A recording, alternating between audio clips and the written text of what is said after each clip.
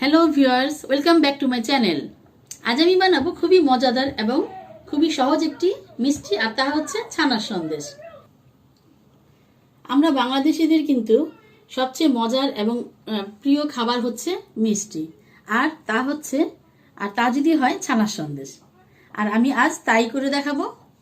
আসুন দেখে নিই আমি কিভাবে করছি। এখন আমি আমার করে রাখা ছানাটাকে কড়াইয়ের মধ্যে নিয়ে নিলাম। এখন আমি এই ছানাটাকে হালকাভাবে ম্যাশ করে নেব। এই চামচ দিয়ে করলেই হবে, জাস্ট একটু ভেঙে নেব আর কি, ছাড়িয়ে নেব। পৃথিবীতে সবচেয়ে সহজ কোনো মিষ্টি যদি থাকে তাহলে আমার মনে হয় এই মিষ্টিটা বানানো সবচেয়ে সহজ। আচ্ছা, এটা আমি কিন্তু চুলা এখনও জ্বালাইনি, খুব ভালোভাবে চামচ দিয়ে একটু নাড়া দিয়ে নিলাম।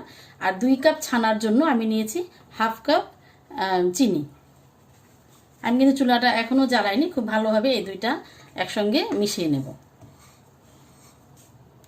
খুব ভালোভাবে মিশানো হয়ে গিয়েছে। এখন আমি চুলাটাকে জ্বালিয়ে দেব।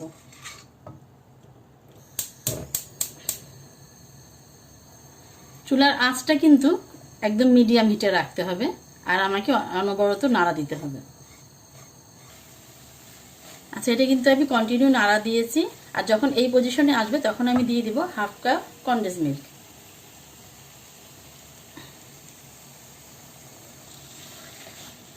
আমি এখন এটাকে খুব ভালোভাবে নাড়া দিয়ে নেব।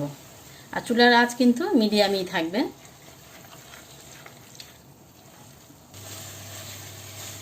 এই পজিশনে এখন আমি দিয়ে দেব 1/4 কাপ পাউডার মিল্ক।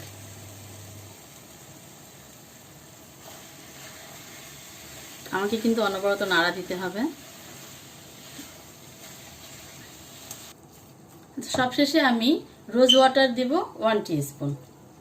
আর তোমরা কেউ না চাইলে এটা নাও ইউজ করতে পারো, এটা জাস্ট একটু ফ্লেভার আসবে। আর এই ক্ষেত্রে তোমরা এলাচের গুঁড়াও দিতে পারো, কিন্তু আমি দিলাম। আমাদের ঘরে সবাই এলাচের ফ্লেভারটা পছন্দ করে না। আমি চুলা এখন বন্ধ করে দিয়েছি, আর আমি এখন এটাকে একটা ছাঁচের মধ্যে ঢেলে নেব। আমি এখানে এই পেপারটার মধ্যে একটু তেল ব্রাশ করে নিয়েছি, আর আমি গরম গরম এখন ছানাটাকে ঢেলে দেব।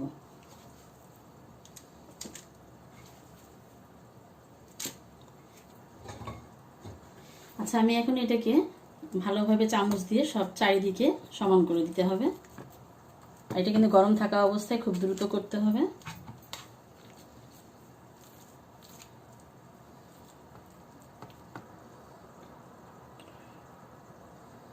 খুব ভালোভাবে সমান করে নিয়েছি, আর আমি এটাকে একটু বাড়ি দিয়ে নেব এভাবে।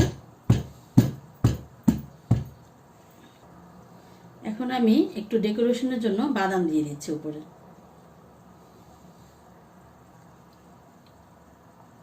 আচ্ছা, বাদামটা দিয়ে আমি একটু হালকা চেপে দেব, এবং এটাকে আমি একটু ঠান্ডা হলে তারপর পরিবেশন করে দেখাবো। আচ্ছা, এখন ঠান্ডা হয়ে গিয়েছে। এখন আমি এটাকে তুলে নিচ্ছি এখন ডেকোরেশনের জন্য। এখন আমি এটাকে কেটে নেব মিষ্টির সাইজ অনুযায়ী। যে যেরকম সাইজ করবে সে সেভাবে কেটে নেবে। আমার হয়ে গিয়েছে ছানার সন্দেশ। যারা এতক্ষণ অনেক মূল্যবান সময় নষ্ট করে আমার মিষ্টি বানানো দেখলেন, সবাইকে অনেক অনেক ধন্যবাদ। আজ এই পর্যন্তই। আল্লাহ হাফেজ।